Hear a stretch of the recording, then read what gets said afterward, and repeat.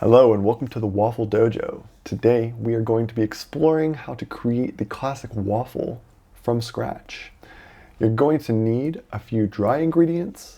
You are also going to need a few wet ingredients.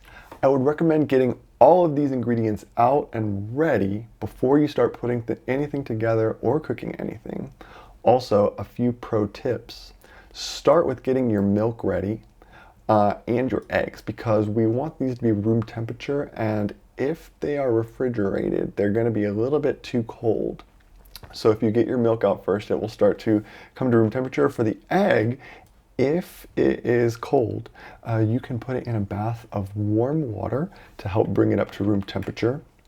Also, another pro tip is when you're getting your melted butter ready, also set aside a couple pieces of butter so that when the waffle is ready, we can have that room temperature butter ready to spread on the waffle.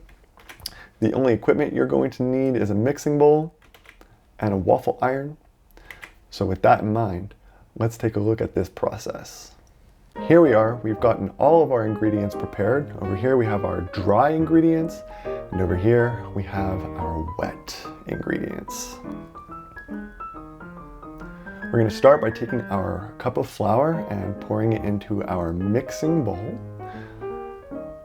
And then we're going to take the sugar. We're going to add that to the bowl as well. Next, we're going to take the salt. So we're going to put a little bit of salt in there. And finally, our very last dry ingredient, we're going to put our baking powder in there.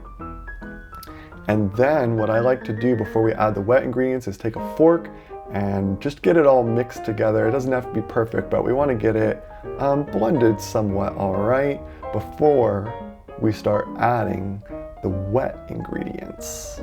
Okay, now we're ready to add the wet ingredients. We're going to start with our room temperature milk.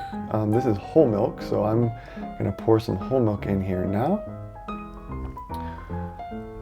We're going to follow that up with the melted butter, and you might need a spatula to get all of that out. So we're going to use a little spatula action here. Make sure we get all that yummy butter out. After that, we're going to add our room temperature egg. And last but not least, we will use our vanilla extract to give it a little flavor. Then, you could use a stand mixer if you want, but I'm going to just speed the process up here and do it by hand. It's not too hard. We're not making too much of a recipe, too large of a recipe, so we're just going to get that all mixed up by hand. We want to make sure that there aren't any lumps, that we've got it nice and smooth. And when it's finished, it should be a little goopy like that. Smooth and goopy. Let's look for that smooth and goopy texture. And we are just about ready to put it into the waffle iron.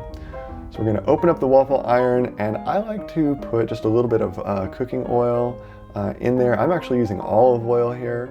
So I'm just going to spread a little olive oil on my waffle iron. And then I'm going to just put a little glob. Now, I'm not exactly concerned about perfect waffles. I don't always get this thing filled up all the way. So I just put a decent sized glob in there, and then I just close it. It doesn't always come out perfect, but it tastes just fine either way. Some waffle irons need to be rotated after you close them, like this one, and then it takes about 4 minutes. And when it's finished, we're going to open it up. You might have a little spillage on the side, but that's pretty easy to clean up. And then we just got to get the waffle to unstick. And voila, we have a tasty waffle. Maybe we can get rid of that little piece right there.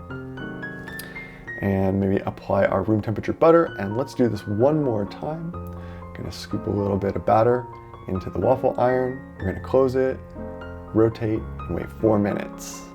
And then, voila. We open it up, a little better this time, almost a complete waffle. We're going to add our butter. Don't forget, maybe you want some maple syrup to add with that. And there you have it, waffles from scratch. It's that easy.